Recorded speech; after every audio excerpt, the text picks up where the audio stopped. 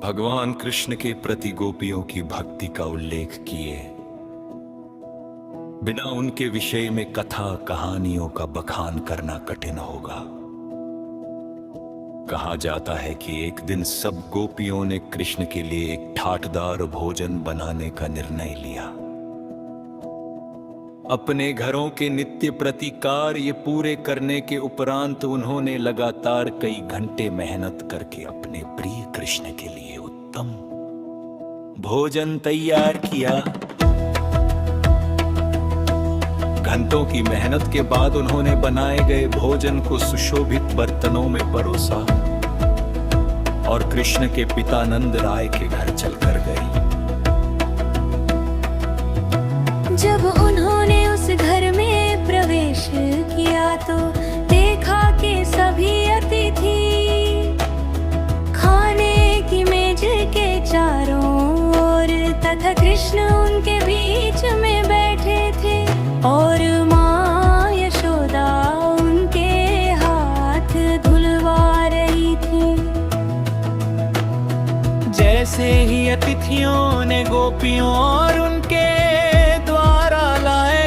भोजन को देखा तो उन्हें ग्लानि महसूस होने लगी, क्योंकि उन्होंने तो अभी भोजन को देखा तो उन्हें ग्लानि महसूस होने लगी, क्योंकि उन्होंने तो अभी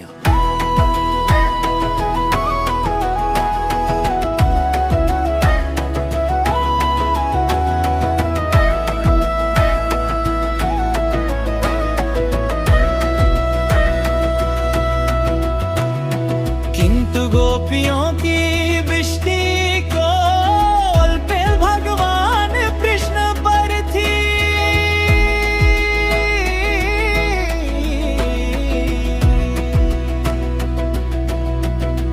और वे उनकी ओर ही देखे जा रही थी।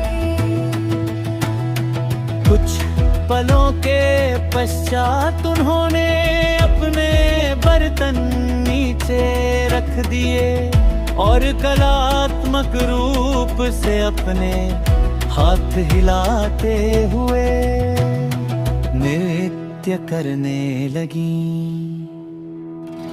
नंद राय, माँ यशोदा और अन्य सभी अतिथिगण यह देखकर चकित हो गए कि इतनी मेहनत से अपने बनाए हुए भोजन को व्यर्थ होते देखकर भी वो इतनी मस्त कैसे हो सकती थी। एक मेहमान ने हिम्मत करके गोपियों से उनकी प्रसन्नता कारण पूछ ही लिया। गोपियों ने अपने उल्लास पूर्ण नृत्य को रोका और हंसते हुए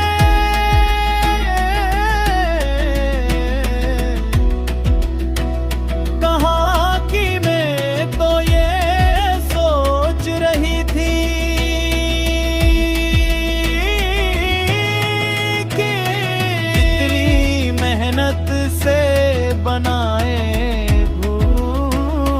भोजन को ग्रहण करने के उपरांत कृष्ण के चेहरे पर तृप्ति का भाव आएगा।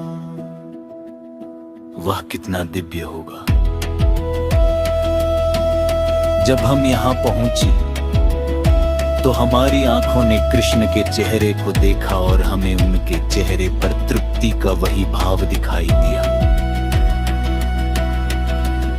इस बात का तो कोई महत्व ही नहीं कि उन्होंने किसके हाथ का बना भोजन खाया, क्योंकि उनका तो जीवन ही कृष्ण की तृप्ति के लिए है और उनके तृप्त चेहरे को देखना मात्र ही उनके जीवन की सबसे बड़ी खुशी थी। ऐसी अद्भुत कहानियां ही हैं जिनसे हम समझ सकते हैं कि वे देवता कितने तेजस्वी होंगे, जो अपने भक्ते में भक्ति की ऐसी गहरी भावना भर दे और कितनी महान वो गोपियां थी।